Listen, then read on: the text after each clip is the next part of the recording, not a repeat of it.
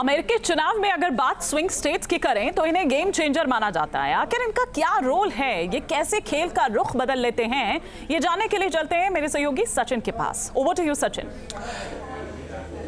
देखिए, जब भी अमेरिका के चुनाव होते हैं तो आपने रेड, ब्लू और स्विंग स्टेट का जिक्र जरूर सुना होगा। ये बड़े विस्तार से आपको बताएंगे और समझाएंगे आखिर ये कौन कौन से स्टेट है और इनके मायने क्या है। लेकिन क्या कभी आपने मन में ये कभी सवाल उठाया है कि आखिर कोई राज्य लाल, नीला या स्विंग कैसे हो सकता है? चलिए आपको आसान भाषा में समझाते हैं। ये आप पूरा अमेरिका का ये जो मैप है वो देख पा रहे होंगे और इसमें रेड स्टेट जिसका जिक्र हम आपसे करने वाले हैं इसके बारे में विस्तार से बताएंगे। ये 3 पार्ट में डिवाइड किया गया है, रेड स्टेट, ब्लू स्टेट और एक स्विंग स्टेट। इसे आप पर्पल स्टेट भी कह सकते हैं। अब आगे बढ़ते हैं, आपको दिखाते हैं कि रेड स्टेट होता क्या है और इसके मायने क्या है। देखिए, रेड स्टेट का जिक्र करें हम तो रिपब्लिकन पार्टी का यहां पर दबदबा है और 1980 से यहां पर यह पार्टी जो है वो जीतती आ रही है। पिछली बार जो पार्टी यहां पर जीती उसका ही जीतना रेड स्टेट में तय होता है। पार्टी के फ्लैग का रंग भी लाल है, इसीलिए इसे रेड स्टेट कहते हैं। देखिए, 18 स्टेट में रिपब्लिकन पार्टी जो है वो भारी है, यानी कि यहाँ के जो वोटर्स हैं उनका जो माइंडसेट है वो चेंज नहीं होता है और इसीलिए यहां पर लगातार एक ही पार्टी जीती है जिसका नाम है रिपब्लिकन पार्टी। देखिए, रेड स्टेट में अधिकतर जो ग्रामीण इलाके हैं उनका वोट भी रिपब्लिकन पार्टी को जाता है। आगे बढ़ते हैं, अब आपको बताते हैं आखिर ब्लू स्टेट क्या है। देखिए, ब्लू स्टेट का मतलब क्या है? डेमोक्रेटिक पार्टी का दबदबा यहां पर होता है, जो कि दूसरी पार्टी, क्योंकि अमेरिका में टू पार्टी इलेक्शन का जो रूल है वो हम आपको समझा रहे थे। 1992 से डेमोक्रेटिक की लगातार यहां पर जीत होती आई है और डेमोक्रेटिक पार्टी के का रंग ब्लू है, इसीलिए इसे ब्लू स्टेट कहते हैं। आप देखिए, साल 2000 में पहली बार कलर कोड जो है इन्हें दिया गया, जिसके बाद इसका इस्तेमाल जो है इन्होंने ब्लू के जरिए जो है वो किया। आगे बढ़ते थर्ड स्टेट, जो कि थर्ड पार्ट है, उसे भी आप समझ लीजिए, स्विंग स्टेट, जिसे हम पर्पल स्टेट भी कहते हैं।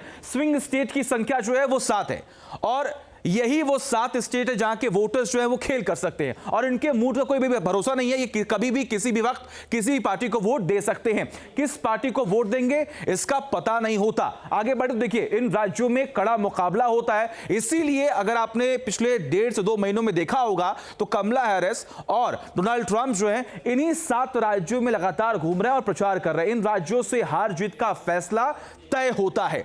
अब जरा आपको बताते हैं वो कौन कौन से स्टेट हैं जो कि 7 स्विंग स्टेट में आते हैं, जिन्हें हम काउंट करते हैं, जाके कितनी सीटें हैं जो कि खेल बदल सकती हैं। देखिए, एरिज़ोना जहां पर 11 सीटें हैं, जॉर्जिया की अगर हम बात करें यहां पर 16 सीट है, मिशिगन की बात करें तो यहां पर 15 सीट है। आगे बढ़ेंगे तो आप देखेंगे नेवादा जो कि 6 सीट है और यहां पर देखिए नॉर्थ कैरोलिना में 16 सीट है, पेंसिल्वेनिया में 19 सीट है और आखिरी देखिए विस्कॉन्सिन में 10 सीटें जो हैं यहां पर हैं। अब सबसे बड़ी बात यहां पर है कि यही वो 7 स्टेट है, यानी कि जिन्हें हम बार बार जिक्र कर रहे हैं, स्विंग स्टेट, पर्पल स्टेट जिसे हम कह रहे हैं, यही तय करते हैं कि आखिर अगला राष्ट्रपति कौन होगा। हिमानी करू करते हैं। और आइए अब आपको दिखाते हैं कि आखिर अमेरिका के राष्ट्रपति पद के मायने क्या हैं, क्यों दुनिया के लिए व्हाइट हाउस सबसे पावरफुल सेंटर माना जाता है, कितना ताकतवर होता है अमेरिका का राष्ट्रपति, इस रिपोर्ट में देखिए।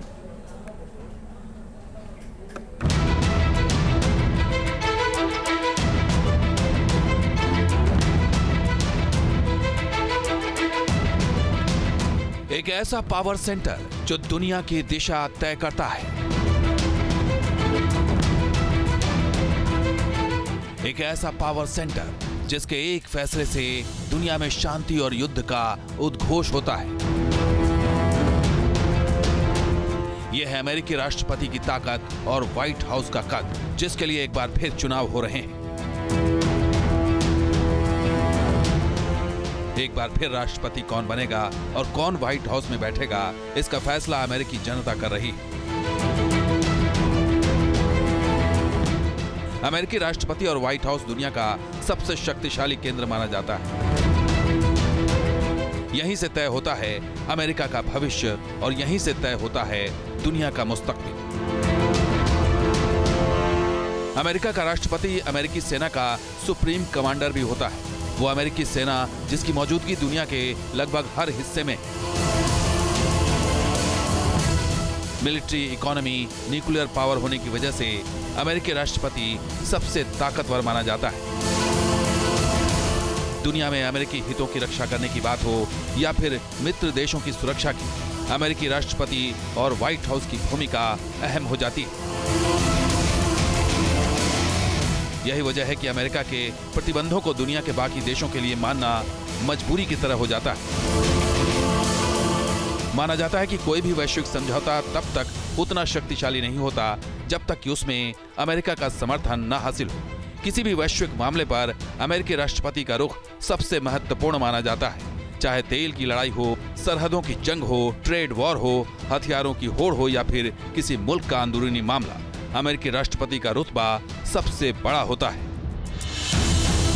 अमेरिका के राष्ट्रपति की शक्तियां असीम मानी जाती हैं। वो देश की विदेश नीति का निर्धारण और विदेशों में देश का प्रतिनिधित्व करता है। आपातकाल की स्थिति में अमेरिका का राष्ट्रपति अपनी असीम शक्तियों का इस्तेमाल कर सकता है।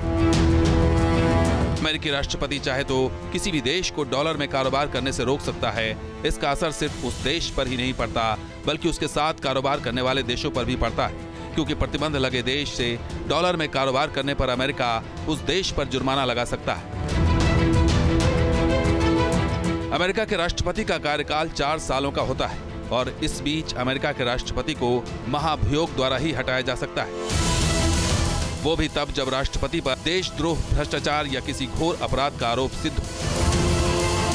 अब ऐसे में अमेरिका को मिलने वाले नए राष्ट्रपति पर सबकी निगाहें टिकी हैं, क्योंकि दुनिया इस समय इजराइल और यूक्रेन वॉर फ्रंट पर उलझी हुई है। ऐसे में देखना होगा कि अमेरिका के नए राष्ट्रपति दुनिया के वॉर फ्रंट को बंद करा पाएंगे या नहीं। Team news nation. अमेरिका के न्यूज नेशन अब व्हाट्सएप पर खबरों के ताजा अपडेट के लिए न्यूज नेशन के इस QR कोड को स्कैन करें।